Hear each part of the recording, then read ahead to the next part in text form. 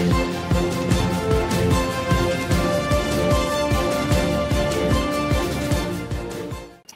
Sobat Trader, selamat datang di GDMX Forex Insight, tempat di mana kita membahas peluang terbaik di pasar forex setiap minggunya. Dan telah hadir bersama kita Miss Melina, seorang trader sekaligus analis profesional dari GDMX. Dan kita bakal kupas tuntas bagaimana dampak berita-berita ini terhadap market. So langsung aja kita masuk ke sesi Q&A. Oke, pertanyaan pertama. Minggu ini diawali dengan rilis data CPI quarter per quarter Selandia Baru yang naik ke 1,0%, di atas perkiraan 0,8%. Apa nih dampak dari data ini terhadap NZD? Oke, kenaikan CPI ini sinyal kuat bahwa inflasi di Selandia Baru masih cukup tinggi. Artinya, Reserve Bank of New Zealand mungkin bisa lebih longgarkan suku bunga dalam waktu dekat.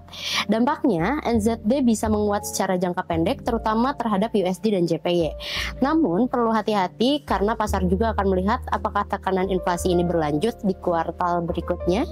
Pertanyaan kedua. Selasa nanti Kanada merilis 3 data inflasi sekaligus, yaitu CPI month per month, median CPI year per year, dan juga trim CPI year per year. Apa yang perlu diperhatikan dari ketiganya? Data ini akan jadi penentu arah CAD. CPI month per month diprediksi turun tipis minus 0,1%, tapi median dan trim CPI masih di kisaran 3,0%. Artinya inflasi Kanada masih di atas target Bank of Canada. Jika angka aktual tetap tinggi, CAD bisa menguat karena ekspektasi suku bunga tinggi akan bertahan lebih lama. Tapi kalau semua data turun serentak, CAD kemungkinan melemah karena pasar mulai antisipasi potensi rate cut. Oke, next. Bagaimana dengan CPI Inggris pada hari Rabu yang diproyeksikan naik ke 4,0% dari 3,8% nih, Miss? Oke, inflasi Inggris yang naik kembali bisa jadi alarm bagi Bank of England. Jika data ini sesuai atau di atas perkiraan, GBP berpotensi menguat karena pasar menilai suku bunga akan ditahan lebih lama. Tapi jika inflasi melandai, tekanan jual bisa muncul karena peluang pemangkasan suku bunga makin terbuka. Oke, pertanyaan selanjutnya. Di Jumat, ada data penting dari zona Euro, Jerman Flash Manufacturing, dan juga Service PMI. Seberapa penting sih data ini buat arah Euro? Sangat penting karena Jerman adalah motor ekonomi Eropa. Manufacturing PMI diprediksi naik tipis ke 49,6, tapi masih di bawah batas ekspansi 50. Jika hasilnya tetap di zona kontraksi, itu bisa menekan euro karena sinyal ekonomi Eropa belum pulih. Namun, jika naik di atas 50, bisa jadi katalis positif buat penguatan jangka pendek euro. Pertanyaan kelima, masih di hari yang sama, Inggris juga rilis Flash Manufacturing dan Service PMI. Apa kemungkinan dampaknya terhadap GBP?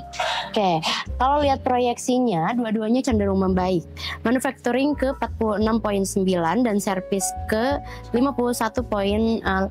Service yang stabil di atas 50 jadi sinyal ekonomi Inggris masih bertahan.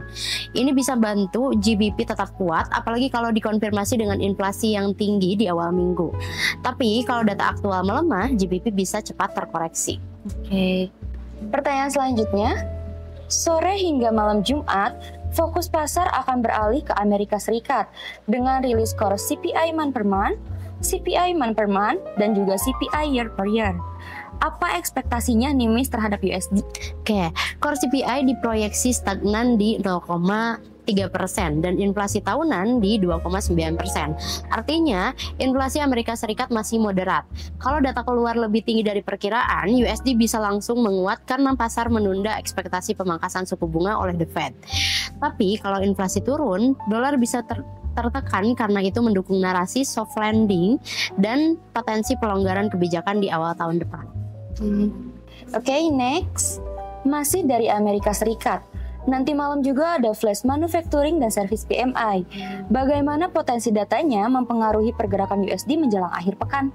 Oke, PMI Amerika Serikat jadi tolak ukur momentum ekonomi menjelang akhir bulan. Kalau manufacturing naik ke 51,9 dan service di atas 53,5, artinya aktivitas bisnis masih solid dan itu memperkuat USD. Tapi kalau dua-duanya turun di bawah 50, pasar bisa menganggap ekonomi mulai melambat yang bisa memicu koreksi pada USD.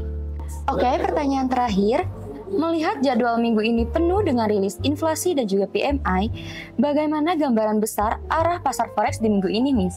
Oke, secara umum minggu ini akan dikuasai oleh tema inflasi global dan ekspektasi suku bunga. NZD dan CAD bisa lebih volatil karena rilis CPI. Sementara GBP berpotensi dominan jika inflasi dan PMI mendukung. USD jadi penentu utama kalau inflasi Amerika kuat, dolar akan tetap memimpin. Tapi jika data cenderung lemah, pasar bisa mulai beralih ke aset beresiko, memberi peluang penguatan pada mata uang komoditas seperti AUD dan NZD.